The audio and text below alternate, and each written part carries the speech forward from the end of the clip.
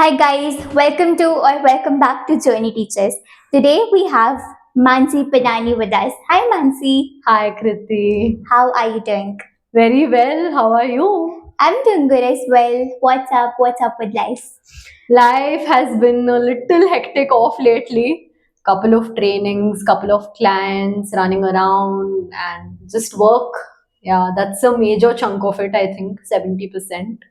The other 30% would be little on personal life, friends, chilling, going out, and little on a spiritual end as well, just giving time to myself and spirituality. Wow. Yeah. So I'm already getting a lot of topics to go ahead with in this podcast.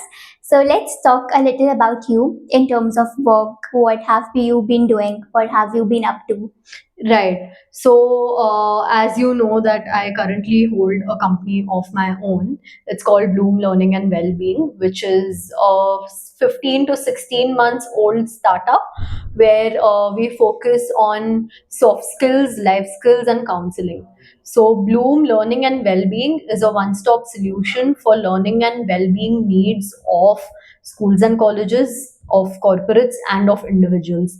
We provide soft skills programs for professional development of students and corporates. We provide life skills programs for, again, personal development which is more at a personal level. And we provide certain counseling services as well. When did you start this? So it has been 16 months now, 15 to 16 months. First 5 to 6 months, we worked with a single client because we were still trying to figure out the business idea. What is the result like? Is our idea making any sense? So the services were in the testing phase. And after that, I think it's been 12 months since we've started working with multiple clients.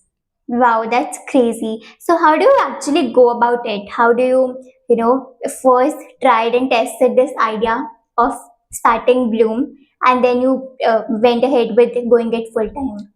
So I always had an entrepreneurial mindset. I think after I finished my undergraduation, I was in the job market for some time, and that helped me realize that this is not something I want to be a part of in the long run for sure. It is not my calling, 101%, and that is when the entrepreneurial mindset in me had started thinking on business grounds already. Okay, we want to do a business of our own, and this was one area where I saw a huge skill gap. When we look at schools and colleges and we look at the current education system, there's so many initiatives that are being taken, but despite that, people lack the necessary skills that they need to move forward in their life and to move forward in their career.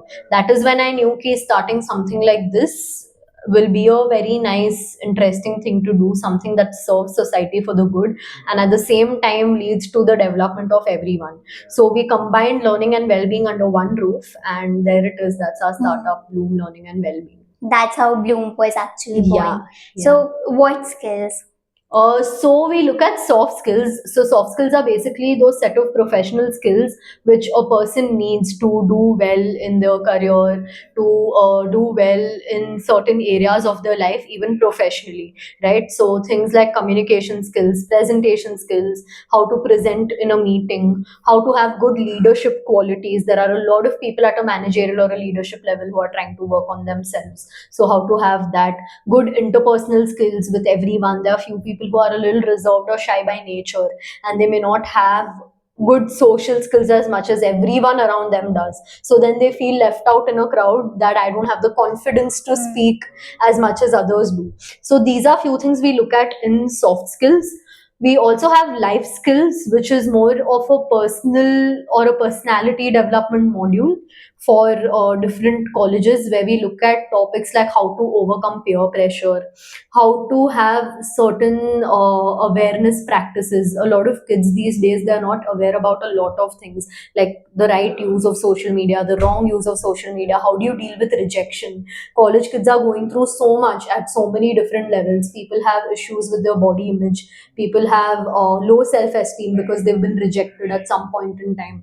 So those are the things we try to cover in our life skills sessions, where we look at everything from an overall child development point of view or overall personality development point of view. So that is something we have in life skills. We also have well-being, which is a huge area. In group sessions in well-being, we look at topics like stress management. How do you deal with stress? How do you deal with overthinking? How do you deal with a negative mindset? How do you change your mindset to a positive one? So that is one thing we look at in terms of well-being in group sessions. Of course, we have individual sessions also for well-being, where we look at counseling. As I told you, we apply certain career counseling principles and counseling principles. So that is something. For corporates, we have organizational development, where we look at organization culture, we look at how to build better teams, how to have more unity in teams. So it's like a one-stop solution. That is our aim. You need anything related to development, learning, well-being, you come to us. We'll provide it. How we have to provide it is up to us, but we'll provide it. So that is the How did you actually come up with this interesting terminologies like learning, well-being? Learning, of course. I mean, I was always passionate about training. Soft skills training is a very emerging field in India. I did not want to keep training as a term, because then that restricts me only to train people.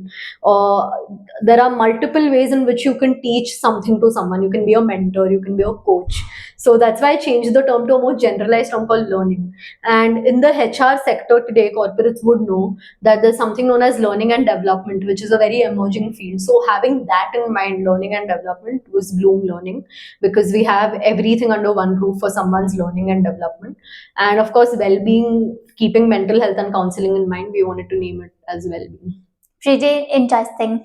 So, as we talked about soft skills and life skills, so it's very, kind of overlapping. What is the major difference? I think the major difference is, when you look at soft skills, it is more towards developing yourself professionally, at a professional level, from a career standpoint. When you have to work towards yourself, but there are certain skills you lack, then that is soft skills. Those set of skills which help you do better in your career, right? And life skills is something where we look at your overall life areas, even at a personal level, where what are the areas you're struggling. Those are the kind of skills we'll provide you. All right. So, why do you think people need these skills, and do people actually come to you for these skills? Of course, I mean, it's been, I think, 1.5 year down. We've worked with multiple clients like CMS Jain University, Arihant Group of Institutions, EIMR Global, People Tree Preschool, Vinayak Academy, Modern Spaces, Econs, IT Services, Celerity Consulting. Wow. All these are a huge list of our clients. There are many more on the list. There is Science Logistics, Alaris Aerospace. So all these are a mix of companies and colleges that have come to us for these set of skills.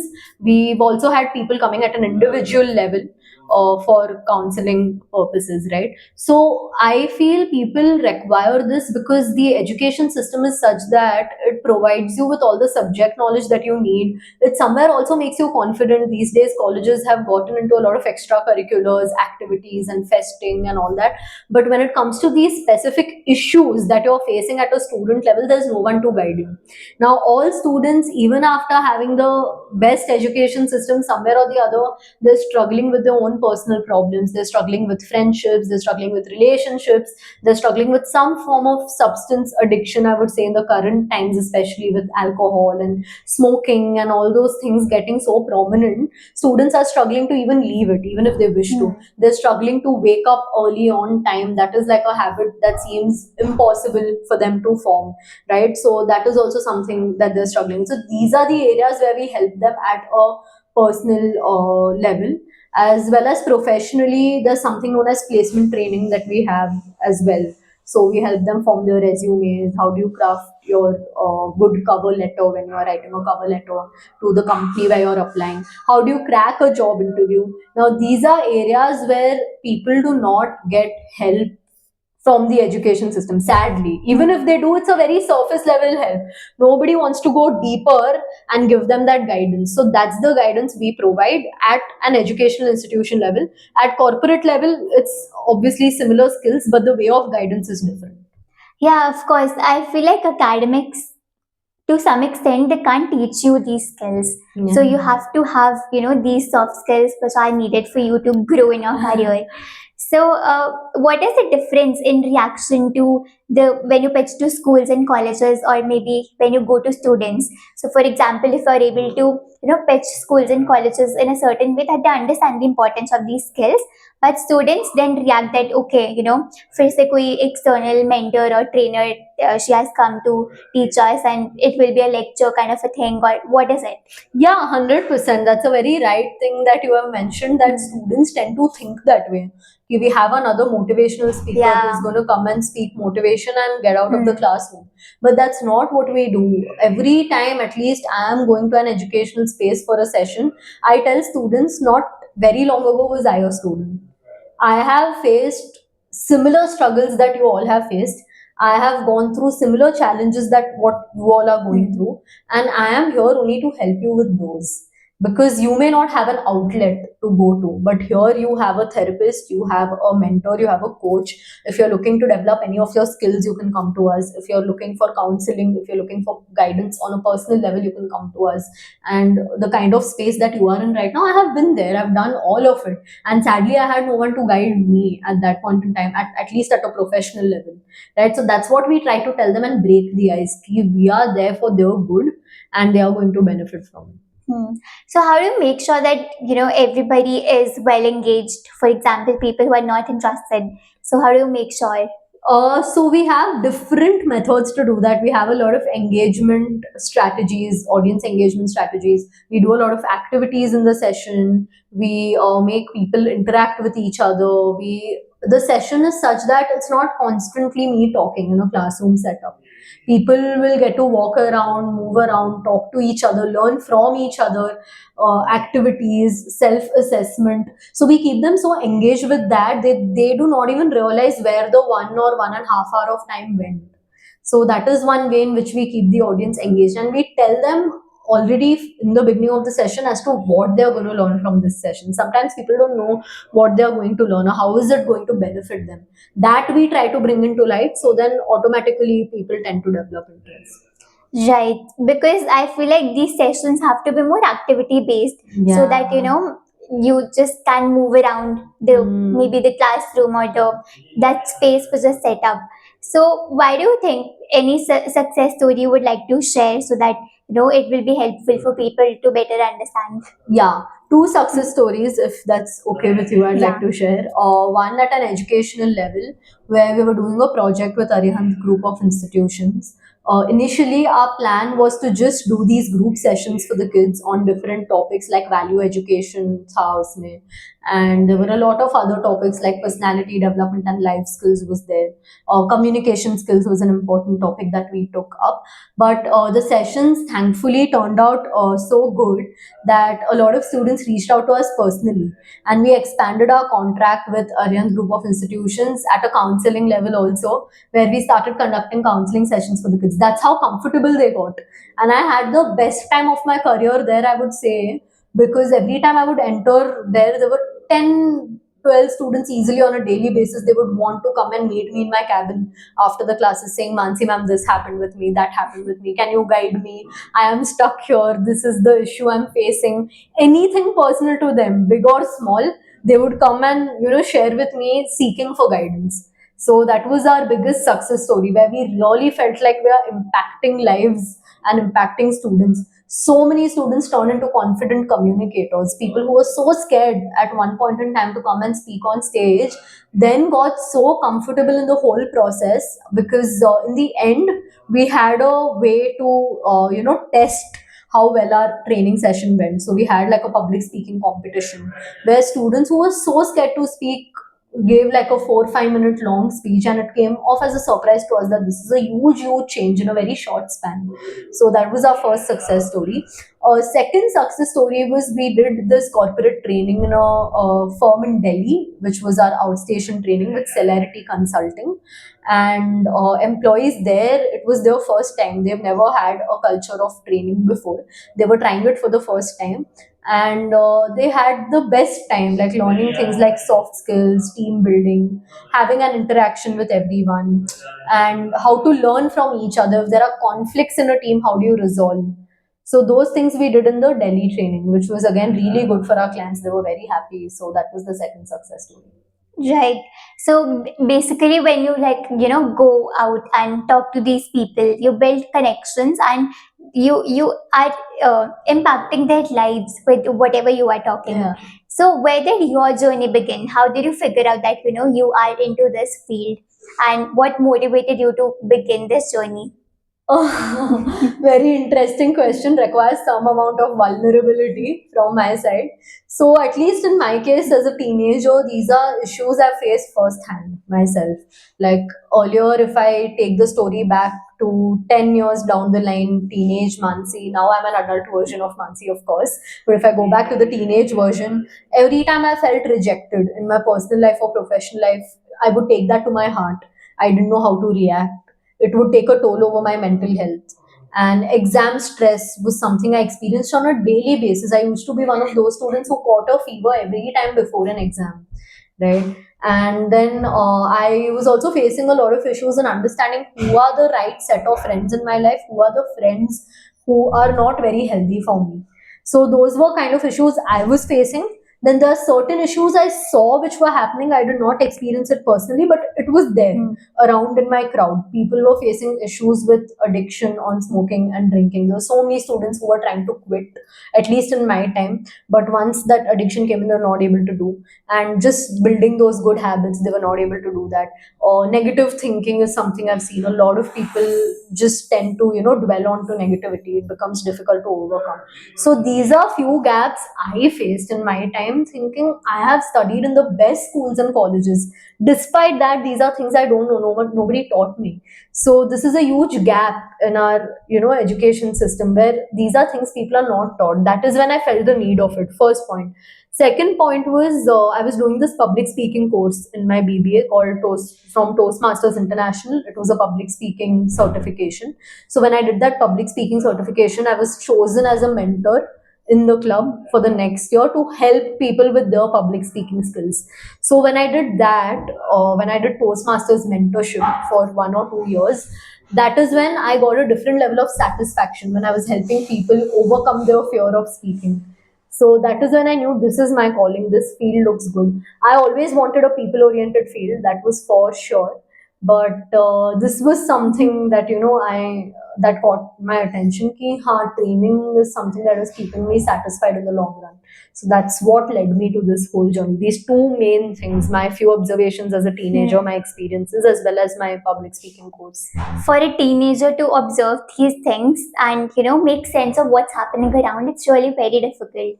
So did you ever let those things inside go inside you? Did you feel depressed seeing those things? Of course, of course. I come off very sensitive as a person, and I'm able to absorb external surroundings very easily. So anything that goes right or wrong around me tends to affect me. Now, of course, as and when you grow up, you become more aware. You try, to live a life more peacefully, and you don't let these things get to you much. But when you're a teenager, you don't know these things. So anything big or small happens around you, you tend to get affected. You tend to react, you tend to get hyperactive. That's the kind of a teenager I was back then. So yeah, that tends to happen. So whether, since you are a counselor as well and you kind of take therapy sessions, so whatever problems your clients are discussing with you, how do you tackle those issues, and how do you make sure that you maintain your peace of mind? I think being a counselor or even being a trainer is about understanding that the person coming to you or your learner, his or her problems are theirs at the end of the day. You can just be a guiding path in their journey. You can be a learning buddy in their journey who is helping them out. You can try to make an impact or a change in their journey. You can give them solutions when they need, but at the end of the day, their problems are theirs. You wish to take them away, but you cannot. Somewhere the end solution the client has to find on their own. They have to tackle it. We are just here to give them suggestions and to give them perspectives, to give them data based solutions based on whatever is backed up by research and data. We tell them this is what would be suggested, this is something that we suggest, but at the end of the day it's on them. So initially it would affect me. Of course, I would tend to think about it for a day or two after I've interacted with a client. Then I understood it's my profession. If I take things back home, if I take that baggage back home, it's not going to work. So at the end of the day, I give that baton to them. It is your journey, you have to grow. I'm here to help you as your learning buddy, but it's you who has to grow. Even if you know the solution, why don't you tell them? Just tell them, just instead of giving them a direction to figure out on their own. Because what happens is, if we give them solutions directly, point number one, there's a lot of dependability. Next time they get into a problem, they'll be like, Mansi के पास जाओ. Every time they get into a problem, they'll be like, therapist चाहिए, counselor के पास जाओ. It does not work this way. Once we show them direction, I would always prefer that my clients figure out their problems on their own, so that eventually, they are able to navigate it themselves in the long run. Now, of course, I'm there for the hand holding, I am there with them through the journey, but next time they face something like this, they should know what they have to do. So that's the whole objective, right, of being a true trainer or a therapist. Do you know there's still a taboo around therapy, that people are afraid to go to a therapist? Yeah, 100% there's a taboo. I mean, honestly, for me, I was very lucky. I never faced that. As a teenager, I've gone to a therapist too myself in school days, because of kind of things I would see or wherever I needed guidance. So people have that taboo ki if something is wrong with me, I need to go for therapy. That's not the case. Every time, at least in a company like mine, which is a learning and well-being firm, where we are also giving you skills, we are not only doing counseling, but we are also giving you skills. It's for you to understand that any challenges you face, big or small, whenever you need guidance, any skill gaps you face, you feel you are not a confident speaker, you feel you tend to stress very easily, you feel you have a negative mindset, for petty things like these also, I wouldn't want to label it petty, that wouldn't be the best way, but for minute things like these also, which we face on a day-to-day basis, you can always reach out to us. That's what counselors or trainers are for. People have this mindset, something really huge needs to be wrong with me for me to go to therapy. That's not the case. We look at day-to-day, daily struggles and hustle of a person in the process. It can be anything big or small. We have had clients coming to us saying, I want to wake up at 7 a.m. I'm not able to develop that habit. How can you help me? I tend to stress out very easily. I'm not able to get out of that zone. How can you help me? I'm a very negative thinker. I don't have good relationships with people around me because I think negative. How can you change that mindset? Can you help me? These are very day-to-day problems. There's nothing big or anything wrong with a person, right? It's only human to go through these experiences. So I think that is where the taboo will stop. When we have that mindset that therapists, counselors, trainers, coaches, anybody who's trying to help you, who's trying to create an impact, is only trying to solve your day-to-day problems and who's just giving you direction towards the solution. There's nothing big that needs to happen. True. So, what are some of the practices that you do yourself to train others? Good question, thought provoking. So, one thing I do is a lot of reading.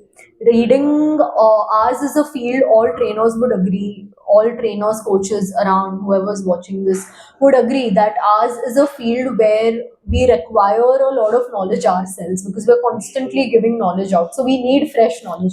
We cannot keep giving the same knowledge. 1 year, 2 You have to years be up down to the date. line, we have to stay updated with the current knowledge trends. So, a lot of reading is what I do. I also do a lot of online courses, something or the other that keeps coming up on Udemy, Coursera, on IIMB. So these are a few places. LinkedIn Learning, of course. There are places where you have these courses. So I keep doing those courses. So that is one way. And the second way is, of course, a lot of reading. Networking with everyone. Networking is a huge thing for a trainer. Networking with people who are more experienced into the field, who are doing things differently. Talking to them is also what I do. Right. So, these are some of the, you have to stay updated so that you are in terms with the recent trends, Yeah. what is going in the industry, and how to help people better. Yeah. So, Mansi, you are currently going into spirituality as well. So, where did that come in the picture? Certain bad experiences you go through, okay, in your life. And I'll be very honest, at that point in time, there were a lot of things I was dealing with. It was work stress, it were issues at a personal level. So when you have all that going on, you need that one outlet where you can be yourself, which gives you and brings you peace. For me, spirituality is that it for me at least, from a personal viewpoint, it is not a universal truth, but from a personal viewpoint, spirituality is equal to peace for me. And that peace becomes very necessary, right? When you reach your late 20s, a lot of things change. When you're in your college, you're in this shell where you have a set routine, you're giving exams, you need good grades, you have to be आगे in your extracurriculars. वो सब होता है in your college days. Those are the things you need to look into. But once you step out of college, और responsibilities आती है towards your work, towards your personal life. Your family has certain expectations which you need to meet, right? And you're doing so many different things. You're trying to figure out so much in your life that it becomes a daily hustle and a daily, I would say, rat race. Sadly, it's a sad state of affairs, but it's the truth. We are all somewhere running in a rat race, and when you're running in that rat race, you need some place where you can have some calmness, stillness. For me, spirituality is that place. How do you practice that? For me, spirituality is something that has different methods of practicing. In one is yoga. Yoga has been the best decision of my life. It makes you way more calmer. You do so much meditation and breath work as well. It's not just posture correction, it's not just your asanas. You do so much meditation and breath work which makes you calmer.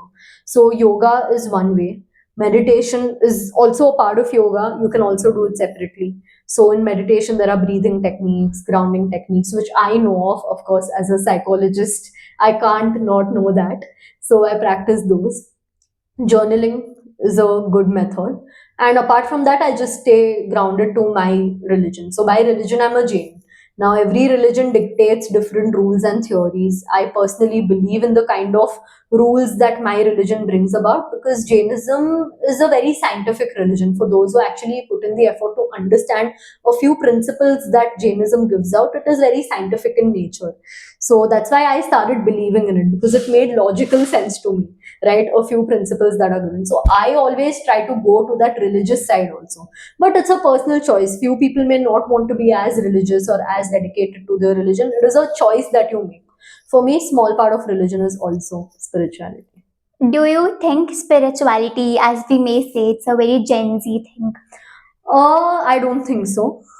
I think, in fact, in the older generations, if you look at millennials, if you look at boomers, so millennials and boomers know spirituality way better than us. Of course, the Gen Z way is to describe it in different ways, and we use the word spirituality more often than them.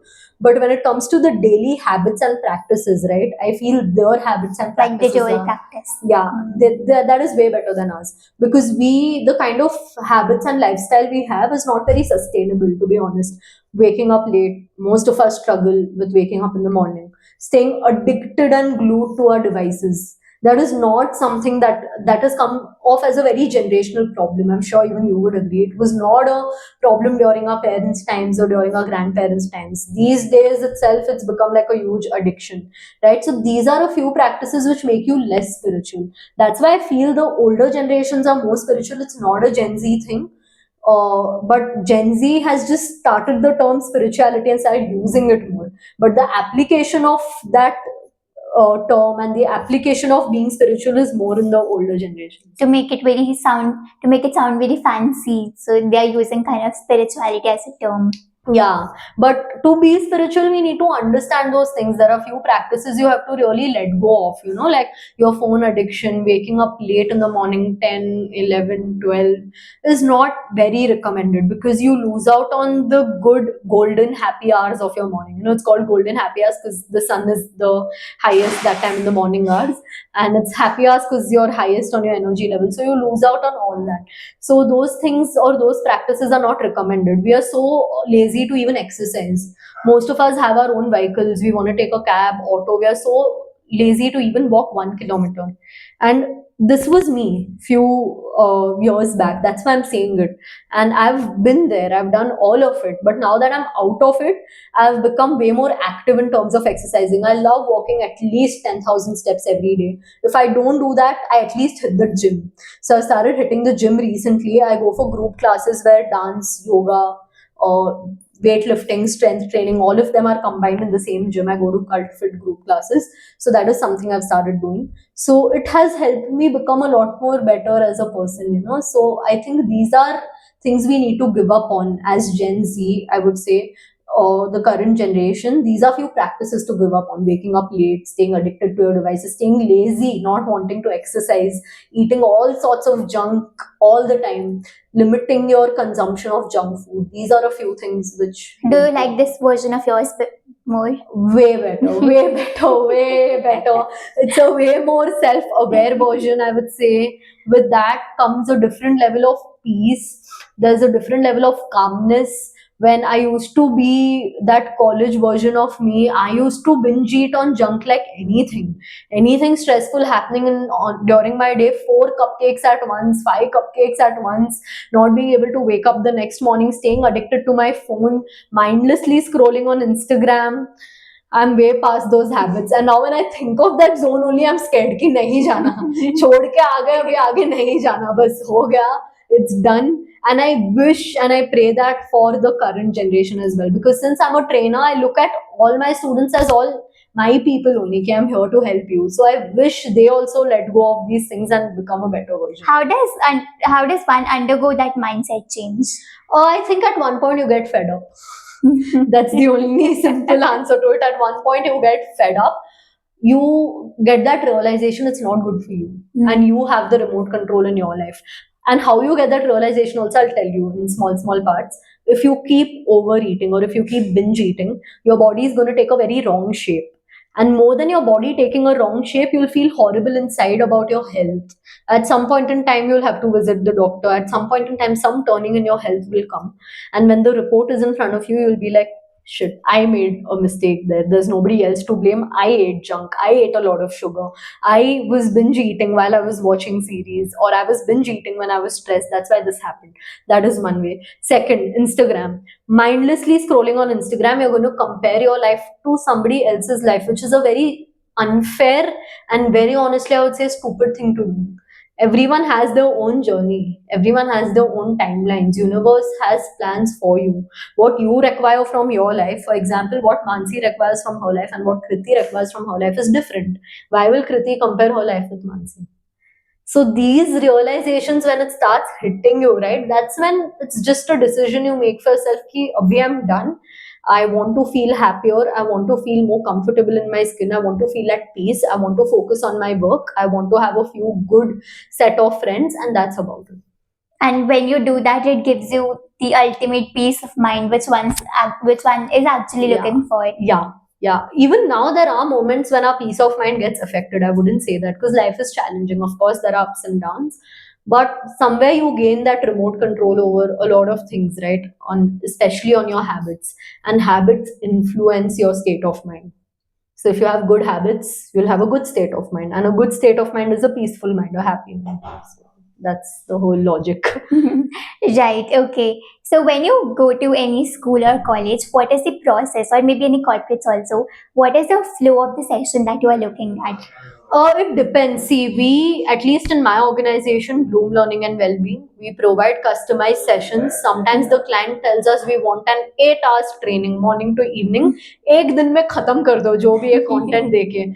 So we plan a 8 hours session where we look at different topics. चलो, first 1 hour is communication skills, next 1 hour is email etiquette, next third hour is telephone etiquette. So all those topics we plan, and we of course give them like a 1 hour lunch break in the middle and maybe 1 or 2 chai breaks or like coffee breaks. That's all. Apart from that, it's 8 hours. Sometimes the clients say we just want a 2 hours session, but you come every day. Come from Monday to Friday for 2 hours. So then we do that. So that's how the planning of the session goes. Now, speaking of the flow of the session, that is something we plan based on the topic.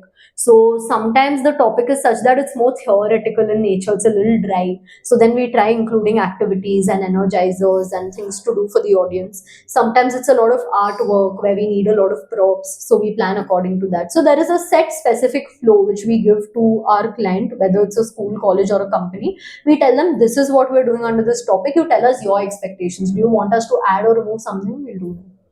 So what I've observed from my experiences, these life skills training workshop sessions, these are more of activity based, and sometimes people give kind of a questionnaire or a quiz, or you sometimes make them stand also. So how do you handle when people say, फिर से tick mark करना पड़ेगा, और may be फिर से उठा के खड़े होकर इधर उधर घूमो बस, so मतलब क्या टाइम पास हो रहा है, so how do you tackle such things? There are multiple ways to tackle it. One, if you feel it's a person whose opinion you can change. See, somewhere they come with an opinion and it is not their fault. Maybe they come with some past experience, or maybe they come with a mindset which is making them think that way. But it is not their fault, is what I'd like to say. So you just try to see, is this a person whose opinion I can change? Then you try to change that opinion by showing them the positive sides of it. But if you feel कि it is a person who's hell bent on that mindset कि नहीं मैं ऐसे ही सोचता हूँ, and I feel कि the training session is not very helpful या activity से कुछ नहीं होने वाला, then you just tend to ignore that side of the crowd, because there'll always be that 1 or 2% of the crowd who thinks this way, and there's nothing we can do but just ignore. And does your dressing sense also matters, formal, informal, how are you dressing up for the session? Of course, because at least for me, I have worked way too much on my grooming skills. Or back then when I was a college student, I used to be very simple. हाँ क्या है जो मन में आया पहन लिया, जैसे feel comfortable and okay in your skin. But now you tend to become a little conscious of how you're carrying yourself, because you're the face of the session. People have to look at that person for constant 7 8, I don't know how many hours, right? So you are the face of the session. At the same time, for me, I'm representing my company, I'm representing Bloom, I'm also representing a brand of my own which I have started. So I have to be mindful about these things. So grooming is very essential, especially in the professional world. In your personal life, it's of course up to you how you want to feel comfortable and dress up, but in the professional world you need to be a little mindful and you need to work on your grooming skills. How do you manage those clients who are, a little too stubborn, maybe, or जो maybe payment time पर clear नहीं करते, or maybe that you have to keep following up with them. So how do you go about them? Good question. So these are things which I can't really explain. There's no set system. You just need to learn good convincing and negotiation. You need to tell the client what they are waiting to hear. At times you have to be very strategic and smart as a business person. Not every client is going to be okay with the same thing you're going to say. Not every client is going to be okay with the same budget. So there's a way of convincing them. You give me this, I'll give you this. So the best way to convince any client or anyone in your life, not just a client, anyone you want to convince, show them a win-win approach. How is this beneficial? This is beneficial for me if you give me this project, but how is it beneficial for you? How is it beneficial for your staff members? How is it beneficial for your employees, for your students, for your children? So you try showing them a win-win in any situation. When they see a win-win, when they see they are also benefiting, of course they agree. Right, okay. So how do you think that 1 year is enough for any startup to make a little progress, and maybe for the founder also to show their own personal branding? From your 1 year is enough to learn a lot of things, but it's not enough for you to understand how sustainable your business is. So I have learned this from 2 3 other entrepreneurs in my life, who are more experienced than me, and they have told me this. There's something known as 1,000 days of an entrepreneur, right? So those 1,000 days every entrepreneur has to go to, and if you actually calculate, 1,000 days is 3 years almost. So those 3 years of struggle, those 3 years of hard work, those 3 years of ups and downs, every entrepreneur or every person who's starting the business has to go through. Only in 3 years, when you look back and you see how your 3 years were, it is easier for you to analyze: is my business making sense or not? What have I learned? Have I established? Has my business grown? What if you just choose to shut it all off after 3 years? Of course, I mean, that does not mean my choice of work is going to change, right? It's always okay to shut down businesses, right? I've seen friends whose business ideas have not worked in a period of 2.5, 3 years also, and they've had to given up on their business. And in a way, it is very hard of a decision to make, because it's like that baby whom you groom for 3 years, and at the end of it, you have to shut it down and leave it. but it is a good thing to do. It's a good call to make. Sometimes when, especially in heavy investment businesses, when you're investing so much money into your business and you're not getting the returns, when you feel it's not making sense anymore, when it's not growing, it's always okay to shut it, move into a job market. But of course, you can look for jobs in the similar field. I mean, for the kind of field I am in, there are multiple jobs available in the field of HR, learning and development, employee engagement. So all of that is there. So that mindset you need to have as an entrepreneur. You cannot have that ego कि नहीं मेरी company है, मैं चला के ही रहूंगी किसी हालत में. ऐसे ही चलाते रहोगे तो it will close down any which way. In 3 years, if you have not seen the right progress, if you're not feeling it yet, if you feel कि something needs to be modified or altered in the idea, go ahead and do it. But if you're not able to modify or alter it, it's still not working out, it's fine. You learn something in those 3 years. It's absolutely okay to switch into something else and shut that down. Rather than seeing whatever time you have spent already, we should always look at the future, what the future holds. If this idea is really sustainable, is the business going in the right direction? 100%. And more than that, it's also good to have a look at your past, right? I mean, now if I were to shut this down after 3 years, sounds like a horror movie saying that, because of course I have my own dreams, goals, and passions. I don't wish for it to shut down. But if I had to, nobody wishes to do that. It is a hard call to make. But if I had to, more than the future, I will look at the future, as you mentioned. But I'll also look at the past. What did I learn in these 3 years? How am I taking back the experience? So many memories with clients, so many learnings that you have had. So that also you're going to take with you only. It's not like that's going into the drain, right? Somewhere that experience added something in your portfolio and in your personality as a person. Right. Whatever happens actually gives us something, we learn something from it. Yeah. Okay, Mansi. So this, I can see this is your office area. So let's Yeah. show the people around your office area how you have built things around. So would you like them Sure. to give a tour? Yeah, sure, of course. I'm just gonna show you around. So this is at the entrance of the counselor's room or the trainer's room, where this is a poster which says, "Hello, beautiful human."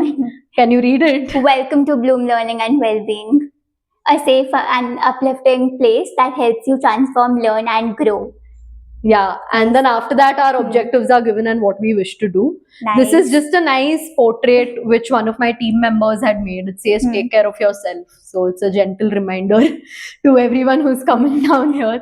This is a little on mental health. It explains the difference, what is mental health and what mental health is not. So in this is not वाला section, हम थोड़े myths break करने की कोशिश करें. Mental health के जो myths है वो. This was also designed by my team. I think this itself is a mood lifter कि enter करने से पहले ही people can see take care of yourself. Yeah. That's why we put it on the start of the room.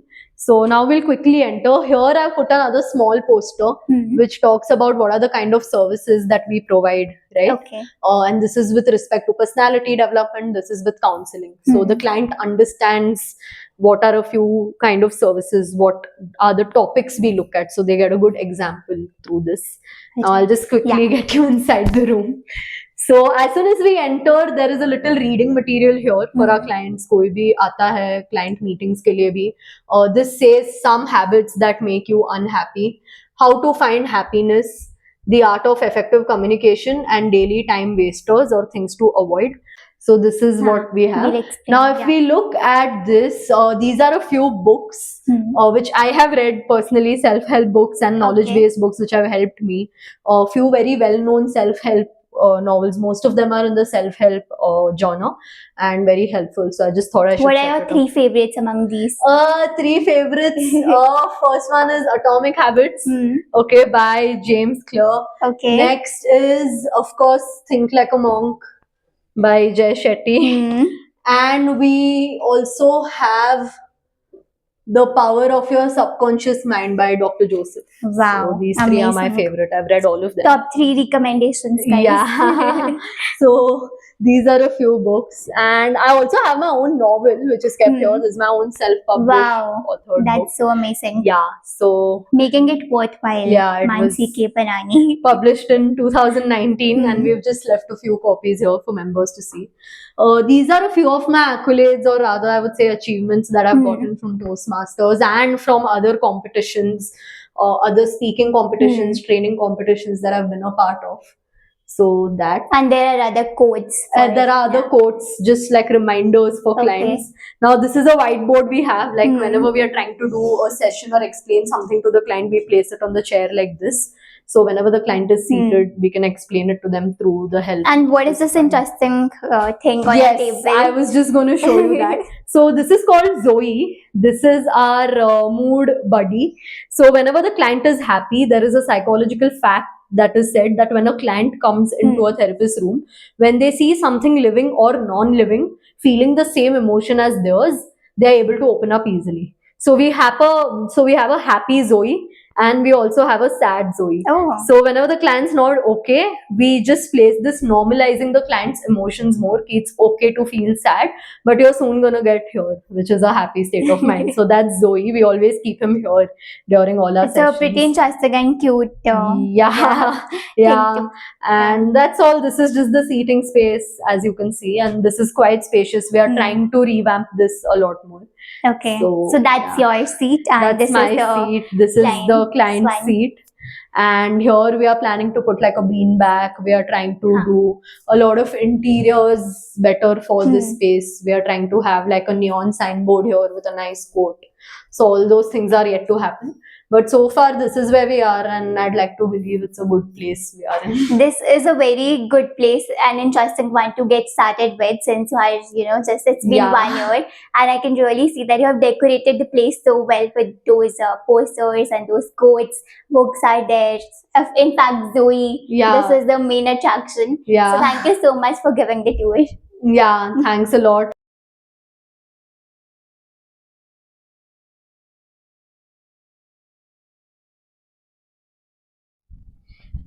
Thank you so much, Mansi, for coming here. It was wonderful to have a conversation with you. You really gave some wonderful insights, and I'm really sure that people who are listening to this podcast really learned a lot. Thank you so much, Kriti, for having me over. I hope my 2 cents of experience helps people. And I don't know, few questions you asked were very creative, by the way. It got me also thinking on my answers. But it's always good to be back. We have done a collaboration before as well. This is the second one. And really nice to have a conversation with you. I hope people benefit after watching this. For sure, Yeah. for sure. Yeah. I can, really see that you have the tendency to give back as much as possible from your side. So I'm really sure that people will learn a lot from this podcast. And if you have any questions, I'll leave the links to reach out to Mansi in the description below. Do check them out. Thank you so much. Thank you so much, Kriti, and thanks for having me over. Just would like to say, people who really liked the way this conversation went, we have our Instagram page. The link will be attached by Kriti. You can follow us on Instagram. I will also share my LinkedIn link with her, so you can also speak to us on LinkedIn, and you can reach out to us for any of your requirements. Tell them to subscribe Zoni Teachers Team. Yeah, please do subscribe to her YouTube channel. Trust me, she's doing a wonderful job as a podcaster at a very young age, someone who's still studying and who's doing so much for the crowd. And please do subscribe to Journey Teachers, because she has a variety of episodes for you all coming in every now and then, where you get to learn from diverse people. Listen to her. Thank you. Thank you so much, Amy.